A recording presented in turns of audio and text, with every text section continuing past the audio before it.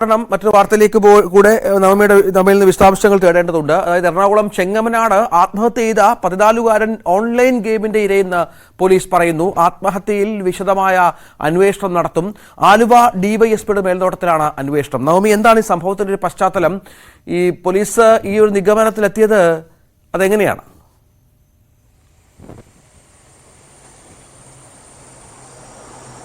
രഞ്ജിത്ത്, കഴിഞ്ഞ ദിവസമാണ് 14 വയസ്സുകാരൻ ആജ്ഞലിനെ വീട്ടിൽ തൂങ്ങി മരിച്ച നിലയിൽ കണ്ടെത്തിയത്. സ്കൂൾ വിട്ട് വന്നതിന് ശേഷം മുറിയിൽ കയറി റൂം അടച്ചതായിരുന്നു. പിന്നീട് വീട്ടുകാര് സ്കൂൾ വിട്ട് വന്ന് സാധാരണ റെസ്റ്റ് എടുക്കുന്ന രീതിയിൽ മാത്രമേ അവർ കണക്കാക്കിയുള്ളൂ. കുറെ സമയം കഴിഞ്ഞിട്ടും ആജ്ഞലിനെ പുറത്ത് കാണാത്തതിനെ തുടർന്ന് നടത്തിയ പരിശോധനയിലാണ് വീട്ടിൽ തൂങ്ങി മരിച്ച നിലയിൽ കണ്ടെത്തിയത്. അത് ശരീരത്തിലാകെ ഈ റെയിൻകോട്ട് ഉപയോഗിച്ച് അതിനുശേഷം സെല്ലോ ടേപ്പ് ഉപയോഗിച്ച് കെട്ടി വായൊക്കെ മൂടിക്കെട്ടിയ രീതിയിലായിരുന്നു തൂങ്ങി മരിച്ച നിലയിൽ കണ്ടെത്തിയത്. അത് വളരെ പെട്ടെന്നൊരു അപ്രതീക്ഷിതമായിട്ടുള്ള ഒരു മരണത്തിന്റെ ഒരു രീതിയിൽ ബന്ധുക്കൾക്ക് മനസ്സിലായത്. എന്താണ് സംഭവിച്ചതെന്ന് മനസ്സിലായിട്ടില്ല. കാരണം മറ്റ് പ്രശ്നങ്ങളൊന്നും തന്നെ ആജ്ഞയിൽ ഉണ്ടായിരുന്നില്ല.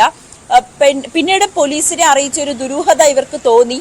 പിന്നീട് നടത്തിയ വിശദമായ അന്വേഷണത്തിലാണ് ആജ്ഞൽ ഈ ഓൺലൈൻ ഗെയിമിന് അടിമയായിരുന്നു എന്ന് അറിയാൻ കഴിയുന്നത്. എന്തായാലും ഈ ഗെയിമിലെ നിർദ്ദേശപ്രകാരമാണ് ഇത്തരത്തിലൊരു മരണത്തിലേക്ക് ആജ്ഞലിനെ നയിച്ചതെന്നുള്ളൊരു നിഗമനത്തിലാണ് പോലീസ് എത്തി നിൽക്കുന്നത്. എന്തായാലും ആജ്ഞലിന്റെ അമ്മയുടെ ഫോണിൽ നിന്നും ഡെവിൾ എന്ന് പേരുള്ള ഒരു ഗെയിമും കണ്ടെത്തിയിട്ടുണ്ട്. ഇതിലെ ഒരു ഗെയിമറുടെ നിർദ്ദേശം അനുസരിച്ചാണ് ആജ്ഞൽ ഇങ്ങനെ തൂങ്ങി മരിച്ചത് എന്നാണ് നമുക്ക് അറിയാൻ സാധിക്കുന്നത്. എന്തായാലും ആലുവ ഡിവൈഎസ്പിയുടെ നേതൃത്വത്തിലുള്ള ഒരു സംഘമാണ് ഇതിലൊരു അന്വേഷണം നടത്തുന്നത്. നമുക്കറിയാം, ഇതിനു മുൻപും ഈ ഓൺലൈൻ ഗെയിമുകളിലെ മരണക്കെണി അത് വലിയൊരു ചർച്ചയാകുകയായിരുന്നു. പിന്നീട് വീണ്ടും ഇത്തരത്തിൽ ആവർത്തിക്കുമ്പോൾ വലിയ ഭയപ്പെടുത്തുന്ന വാർത്തകൾ കൂടിയാണ് ഈ പുറത്തു വരുന്നത്.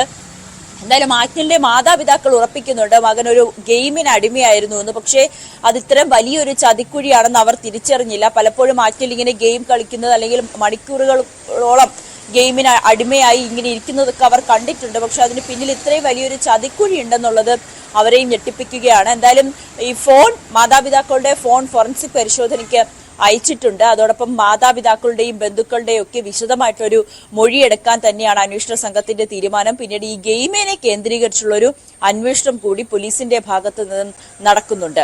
രഞ്ജിത്ത്. നവമി ദിനേശ്